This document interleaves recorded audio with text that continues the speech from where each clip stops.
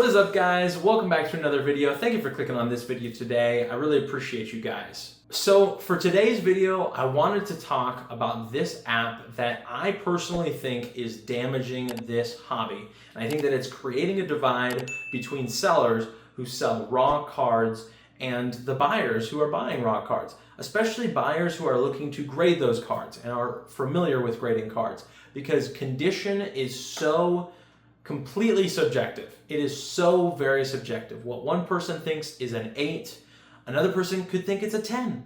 You know, it's so subjective. I mean, I've even seen it where one person thinks it is a PSA 9 and another person thinks it's a PSA 5.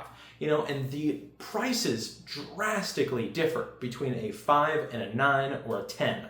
There's so much less of them in those PSA 10 grades than there are in those lower grade cards.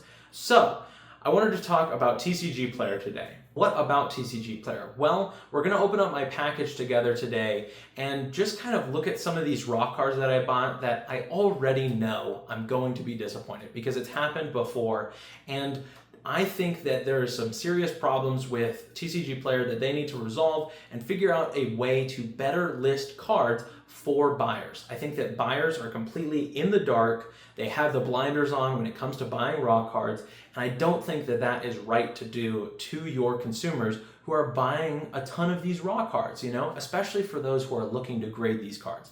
Because just doing a flat rate near mint isn't good enough. And it isn't cutting it because the grading varied so much in my past TCGPlayer purchases, and I have a very big feeling that this is going to happen again. So without further ado, let's get into this one.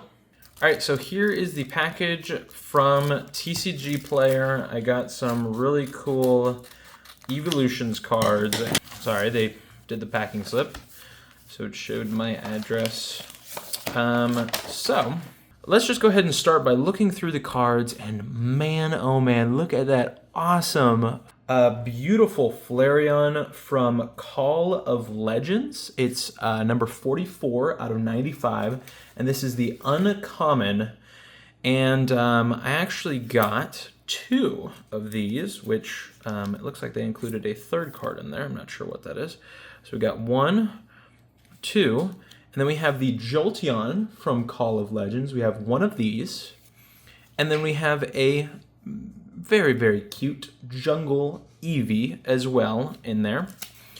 And then we have, in another sleeve, they packed these sleeves full. They've got another Eevee from Jungle, another Eevee from Jungle, another Eevee from Jungle, and the Pikachu from Jungle, not the first edition, but just the regular Pikachu from Jungle.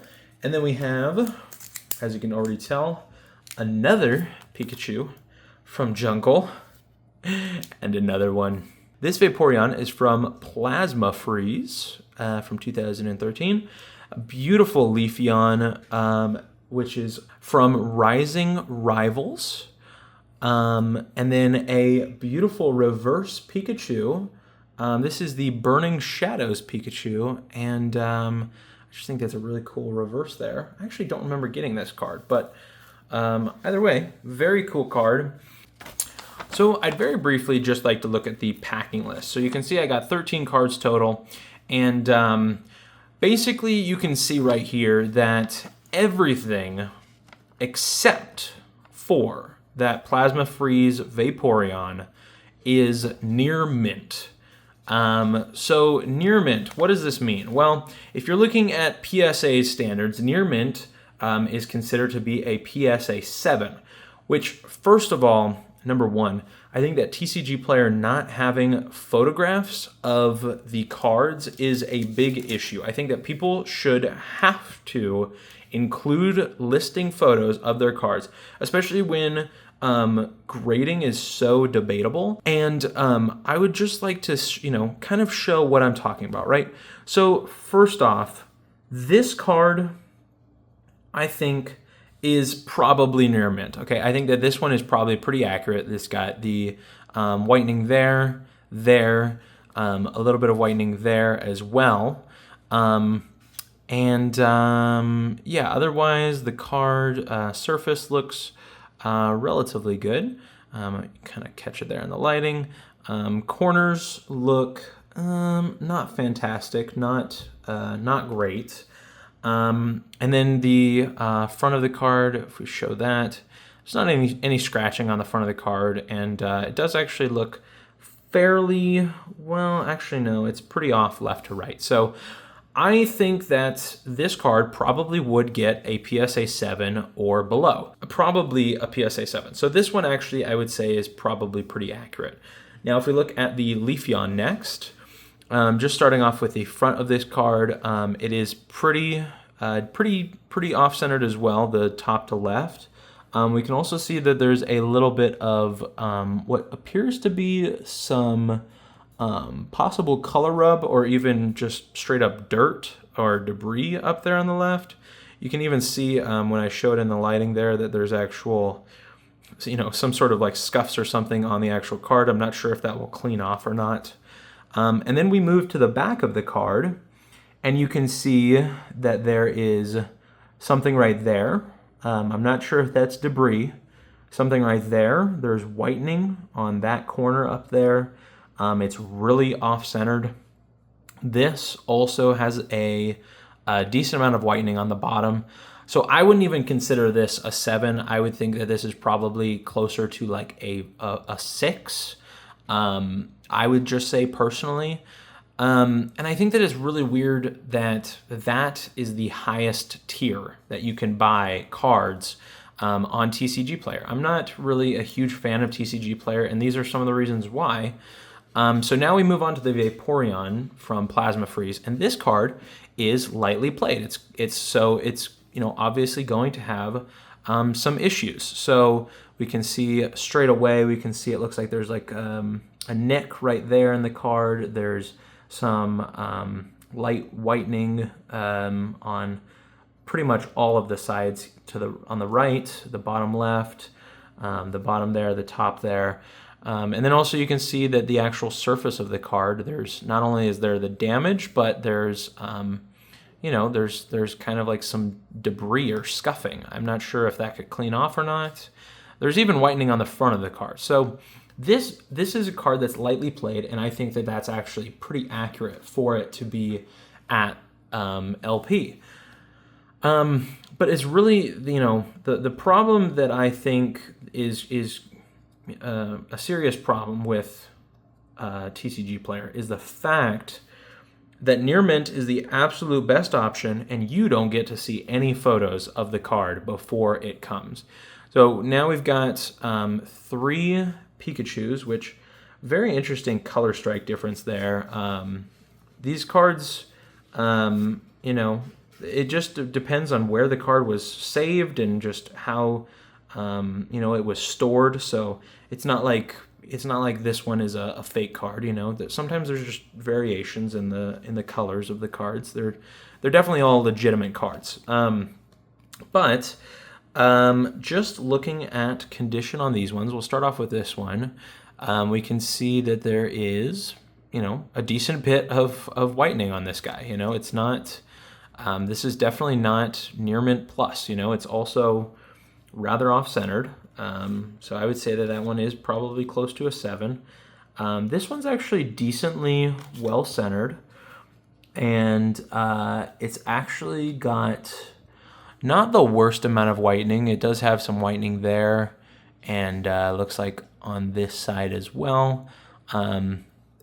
This one actually might be closer to an 8, but it's just like these cards aren't even worth sending in if they're a 7 or an 8. So it's not like something that I would do. But I kind of just wanted to do this sort of to test a theory and just kind of show the problem that is happening with TCGPlayer and the fact that basically if you're looking to get PSA 9s or 10s, you're kind of going to be in some trouble because you're probably not going to get it off of TCGPlayer, and I'm just being honest. This one has like a solid ding right there in the corner. A lot more whitening on this one. This one, I don't know. It's not looking good.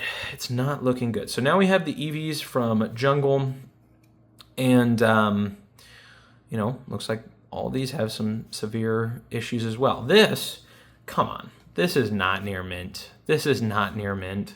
What is this? Just a total, this whole area right here has got issues. All corners have issues. This is lightly played as at best, if not moderately played. This is not, in no way is this near mint, And it's like, it's so funny, like, when I'm looking at buying a collection of raw cards, like the first thing I hear from someone, if they say, oh, it's near mint, it's all very minty, it's very minty cards, they're very minty.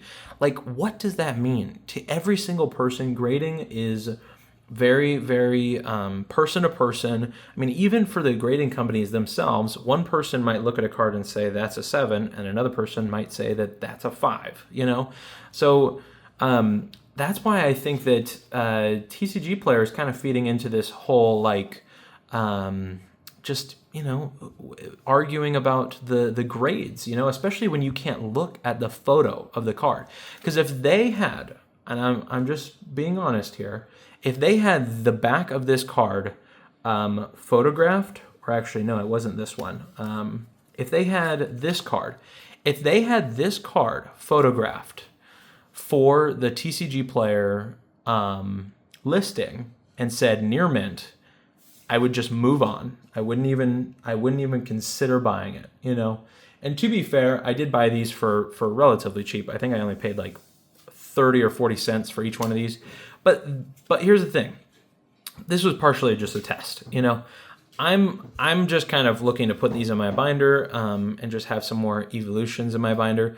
But let's say, for example, that I was looking to buy a near mint holographic Charizard or a near mint holographic Dragonite or something that was like, the listing said it was $150 or $200, Like, if I were to buy that and it were to be near mint and I didn't get to see a single picture of that card until it came to me, like, it just seems like it is, it's preying on customers. I don't think that it's the most beneficial for customers. I think that it's definitely the most beneficial for sellers because they can just kind of throw in whatever cards in a mix and say, well, they're all near mint and that's how we're going to sell them. And sometimes you get some that are like kind of outlier highs, like this one actually looks pretty decent. Like this one, might be able to get an 8, probably not a 9 with the amount of whitening that's on it, but probably like an 8, so it's like, sure, there's some where it's like they throw you a bone, but like, come on, this is not at all the same condition. All 3 of these cards are different conditions. They are not all near mint. And really, the main problem, I think, the way to solve this would just be having photos for the listings. Here's the Jolteon. This is kind of a more important one. I'd really like this one to be in good condition, but just based off of the front, it actually looks really, really good. And then we move on to the back, and this is actually probably one of the better looking cards. It's very well centered. It does have some decent whitening on that side right there, up here as well, and over there. So I mean, it's probably like an 8, maybe a 9. I mean, it might get lucky, but I don't know. I don't know if this card would even be worth grading. But needless to say, I don't know. Is it right for all of these to be called near mint when clearly this is completely different from these other cards that we showed? Of course, this Vaporeon was lightly played, and we understand that they sold it as that, but so far these have all been like very different categories. And then these 2 Flareons, I actually paid the most for these. I paid $2.25 per Flareon. So I'd really like to be able to get some that are in decent condition, and they've kind of both got the same issue on the bottom there. You can see some whitening on the bottom there, and then whitening in the bottom right corner as well. But these are definitely some better conditioned cards, which actually, hold on a second. That right there is, wait, it's hard to catch it in the lighting, but right there, it is actually dinged right there. So the corner is actually bent upwards. So that is like an immediate grade drop right there. That would just completely knock it out from being very high. So that's kind of disappointing. But really, really beautiful artworks, and I love these cards from Call of Legends. Kind of a sleeper set, one might even say. I've been saying that so much lately. This one actually looks pretty decent, and yeah. So, anyways, what are my takeaways? My takeaway is these cards are not all the same exact grade. These are not the same grade. I mean, if I were to send these all to be graded, which I'm not going to do because I don't want to just waste $150. But if I were to send each one of these cards to be graded, and let's just sort of line them up to show a little bit of a graph here. They would be just completely different categories. So let's say from here. From this side going lower grades to higher grades. This is how they would probably grade, where it would just be a bunch are over here in like 5, 6, and 7s territories, and then a bunch over here are like 7s and 8s territories. Like that is what would happen. And I think that it's really unfair as a buyer to basically just completely be in the dark about the cards that you're buying. And I think that's why it's so hard to agree on a price sometimes when it comes to buying raw cards. An example of this, I'll put it up on screen. I was looking to buy a raw Dragonite V alt art from Evolving Skies. And it's a super cool artwork, very popular card. And I was talking to a guy at the card show most recently that I went to, the first card show I ever went to. And the guy was saying, oh yeah, I think it's probably at 100, but let me check TCG and I'll give you a for sure price. Which 100 sounded perfectly fair. Like I was happy to go ahead and do 100 for that. But then he pulls up TCGPlayer and he shows $200 near mint for like some of the last sold and some of the listed prices. And I'm just thinking, whoa, like what the heck? This is like such a large difference. We're talking about double the price of what we were both thinking originally. And the thing is TCGPlayer is basing these things off of like sales, but the grading is questionable, like of whether it could get a PSA 10. And sometimes people are willing to pay more for a card that is a higher grade.